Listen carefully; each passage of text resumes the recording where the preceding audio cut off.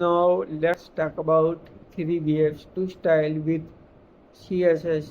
Let's talk about the three main ways to use CSS: inline, internal, and external. Here's often an analogy. Imagine you are dashing up a mannequin. Inline CSS is like sticking label or color tag directly on one mannequin. Internal CSS is like decorating mannequins inside one store with shared rows. External CSS is like having a universal style guide applied to all mannequins across the multiple stores. Now let's break these down with example.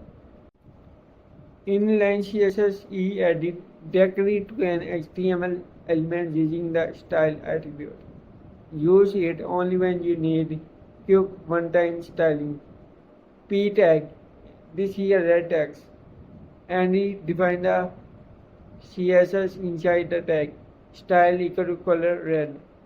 Easy and quick, but not reusable and hard to manage. Now, internal CSS is written inside the style tag in the head of an HTML file. It's useful when styling a single page.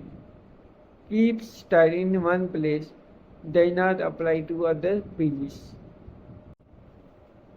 External CSS is written in a separate .css file, then linked to HTML using the link tag.